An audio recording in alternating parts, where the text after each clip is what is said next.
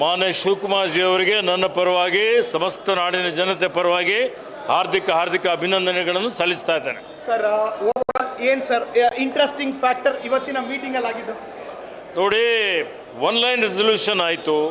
ನಾವೆಲ್ಲ ಹೈಕಮಾಂಡ್ಗೆ ಅಧಿಕಾರ ಕೊಟ್ಟಿವಿ. ನಮ್ಮ ಪ್ರಧಾನ ಕಾರ್ಯದರ್ಶಿಯವರು, ಉಸ್ತುವಾರಿ ಪ್ರಧಾನ ಕಾರ್ಯದರ್ಶಿಯವರು ಮಾನ್ಯ ಸಿದ್ದರಾಮಯ್ಯ ಸಾಹೇಬರು ಹೈಕಮಾಂಡ್ ಜೊತೆಯಲ್ಲಿ ಮಾತನಾಡಿ ಮಾನ್ಯ ಡಿ.ಕೆ. ಶಿವಕುಮಾರ್ ಅವರಿಗೆ ಕಾಂಗ್ರೆಸ್ ಪಕ್ಷ ಶಾಸಕಾಂಗ ಪಕ್ಷದ ನಾಯಕನಾಗಿ ಆಯ್ಕೆ ಮಾಡಿ ಘೋಷಣೆ ಮಾಡಲಾಯಿತು. ನಾವು ಕೂಡ ಮಿನಿಸ್ಟರ್ ಆಸ್ಪಿರೆಂಟ್ ಸರ್.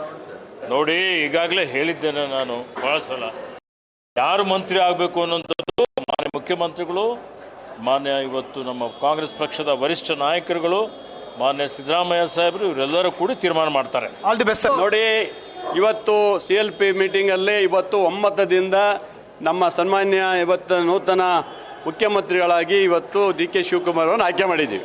ಸರ್ ತಾವು ಕೂಡ ಕ್ಯಾಬಿನೆಟ್ ಆಸ್ಪಿರೆಂಟ್. ಅದು ಆಮೇಲೆ ಇವರ 3ನೇ ತಾರೀಕು ಸಂಜೆ 3:30 ಗಂಟೆಗೆ ಈ ರಾಜ್ಯದ ಮುಖ್ಯಮಂತ್ರಿಗಳು ಆಯ್ಕೆ ಆಗ್ತಾರೆ. ಆನಂತರ ಏನು ಮಾಡಬೇಕು ಅನ್ನೋದು ನಿರ್ಧಾರ ಮಾಡ್ತಾರೆ. Thank you. ಭಾಳ ಖುಷಿಯಾಗಿದೆ.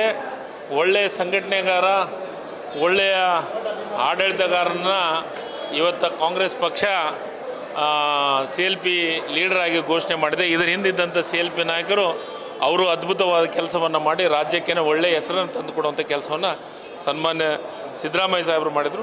ಅದೇ ಹಾದಿಯೊಳಗನೆ ಡಿ.ಕೆ. ಶಿವಕುಮಾರ್ ಕೆಲಸವನ್ನು ಮಾಡ್ತಾರೆ ಅಂತ ವಿಶ್ವಾಸದಿಂದ ಇದೆ. ಅವರು ಮಂತ್ರಿನೋ KPCC ಅಧ್ಯಕ್ಷರು? ನಾನು ಪಕ್ಷ ಏನು ಹೇಳುತ್ತೆ ಆ ಜವಾಬ್ದಾರಿಯನ್ನು ಚಾಚು ತಪ್ಪದೆ ಮಾಡುತ್ತೇನೆ. ಅತ್ಯಂತ ಸಂತೋಷದ ಕ್ಷಣ.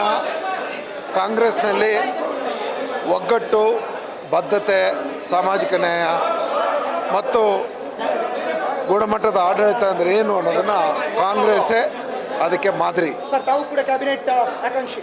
ನಮ್ಮ ಹೈಕಮಾಂಡ್ ತೀರ್ಮಾನಕ್ಕೆ ನಾನು ಬದ್ಧ. ನ್ಯೂಸ್ ಫಸ್ಟ್ ನಿರ್ಭೀತಿಯಿಂದ ನಿಮ್ಮ ಪರವಾಗಿ.